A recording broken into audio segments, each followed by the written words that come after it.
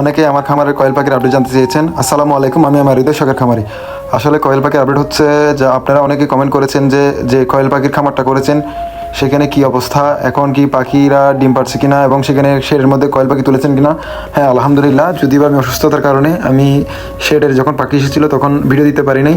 আর আমার শেড একটা বড় ধরনের ক্ষতি হয়েছে আর কি, প্রায় 67 পিস থেকে 70 পিসের মতো আমার পাখি মারা গিয়েছে, যেটা হচ্ছে ঠান্ডার কারণে।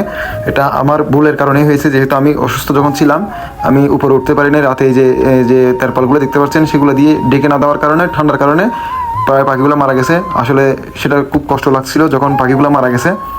আসলে সেটা সবগুলো পাখি আলহামদুলিল্লাহ সুস্থ আছে এখন বর্তমানে, আর কোনো পাখির সমস্যা নয়। ওটা ঠান্ডার কারণেই মারা গেছে, আর কোনো সমস্যা নয়। ঠান্ডা বাতাস লাগার কারণে পাখিগুলো মারা গেছে আর কি, যদিও আমি দেখি নাই, কারণ আমি অসুস্থতার কারণে আমি উপরে উঠতে পারিনি। সেগুলো আম্মার আব্বা পাখিগুলো বাইরে ফেলে দিয়েছিল আর কি। আচ্ছা, যাই হোক, এটা হচ্ছে আল্লাহর একটা পরীক্ষা।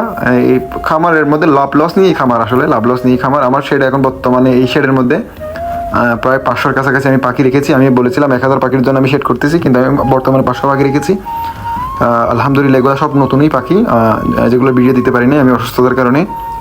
আলহামদুলিল্লাহ, এখানের মধ্যে বেশ কিছু পাখি আলহামদুলিল্লাহ ডিম দিচ্ছে, নতুন ডিম এসেছে আর কি। এই পাখিগুলো দেখতে পাচ্ছেন, এখানের মধ্যে আমি মেল ফিমেল মিক্স করে রেখেছি, যাতে এই ডিমগুলো আমি 20 ডিম করতে পারি। আশা করতেছি আমি বাইরে থেকে আর যে 500 পিস তুলবো সেগুলো আমি বাইরে থেকে আর ডিম আনবো না। আমার নিজের খামার থেকে ডিম নিয়ে 20 ডিম নিয়ে সেগুলো বোর্ডিং করে আমার খামারেই আমি ডিম ফোটাবো। আমি বাইরে থেকে আর কোনো ধরনের কয়েল পাখি ক্রয় করবো না, এটা আমি চিন্তা করেছি আর কি। আমি আর বাইরে থেকে কোনো কয়েল পাখি ক্রয় করবো না, যাই আমার খামার থেকে উঠে সেগুলো আমি লালন পালন করব। আসলে কয়েল পাখিদের সাথে থাকতে আমার খুব ভালো লাগে আলহামদুলিল্লাহ, কারণ এরা খুব মিশুক টাইপের একটা পাখি আর কি। মোটামুটি এরা ভালোই ডিম দিচ্ছে আলহামদুলিল্লাহ, ভালোই লাভজনক।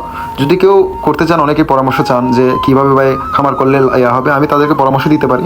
তবে খামার সময় দিতে হবে। কয়েল পাখির খামার করেন, যে কোনো খামার করেন না কেন, সেখানে সময় দিতে হবে। সময় না দিলে কখনো আপনারা খামার করবেন না। খামার করার আগে অবশ্যই অল্প কিছু পাখি নিয়ে সেগুলোকে পরীক্ষা নিরীক্ষা করে তারপরে আপনি বড় খামারের দিকে যাবেন। এর আগে বড় খামারে যাবেন না, এটা আমার বলা আর কি। সকলে ভালো থাকবেন, সুস্থ থাকবেন, ধন্যবাদ।